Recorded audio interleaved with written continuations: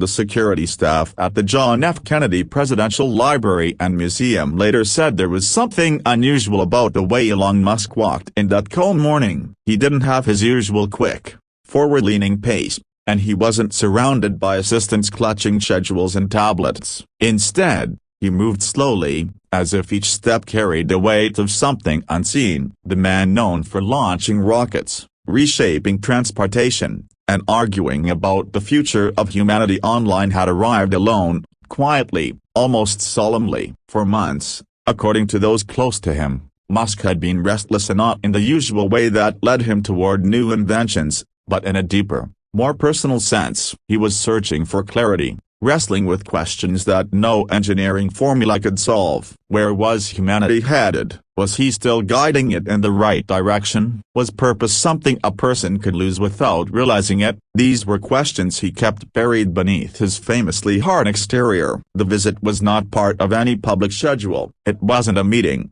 a speech, or a photo opportunity. Library staff, surprised to see him, offered the typical tour through the familiar exhibits of Kennedy's speeches. Photographs of the Cuban Missile Crisis, memorabilia from the race to the moon. Musk followed politely but distractedly, his eyes drifting not to the displays but to the shadows between them, as if something else were calling him deeper into the building. When one archivist asked what specifically he was looking for, he paused, hesitated, and finally answered with a quiet honesty rare for him, something that isn't usually shown.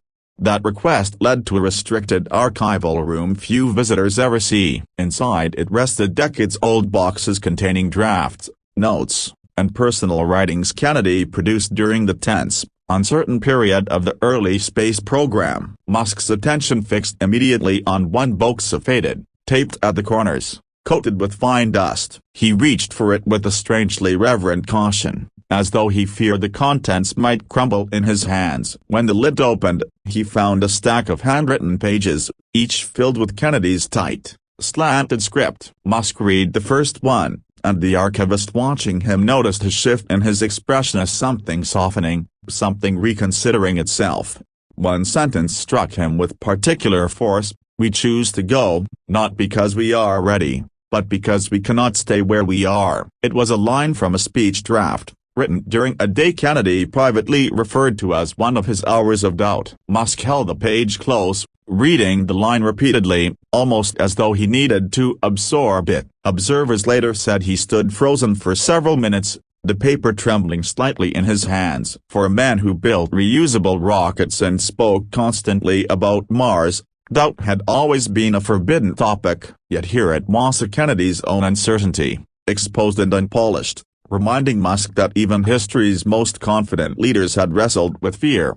Beneath that page lay another, a half-finished letter Kennedy never sent, possibly addressed to an unnamed advisor. The library had catalogued it years ago but never considered it historically significant. But to Musk, the words hit with the emotional force of something meant specifically for him. The letter read, "If someone one day stands where I stood and wonders whether they should continue, remind them that progress is always a burden carried by the uncertain. The future is not promised to the fearless, but to the stubborn." Musk swallowed hard as he read it. He whispered, barely audible, "'Tis a broken bar, my God. This is what I needed." Privately, Musk had been experiencing a kind of spiritual fatigue. The pressure of expectations, global crises, and constant public scrutiny had left him questioning whether he still had the energy to keep pushing. Some of his closest colleagues had noticed he'd started working late into the night alone, not designing systems or reviewing code,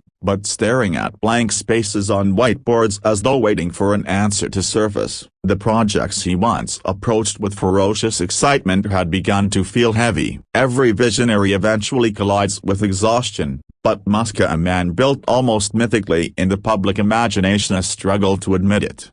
Yet in that quiet archival room, surrounded by the fragile writings of a leader who once dared Americans to reach beyond the sky, Musk felt something return to him. Not certainty, not resolve, but something far more valuable, the understanding that doubt was not a flaw, it was the furnace where purpose was reforged. Kennedy had faced the world on the brink of nuclear conflict, a public divided, a space program built on fragile early technology. Yet he chose to push forward not because success was guaranteed, but because progress demanded stubborn hearts willing to walk into the unknown.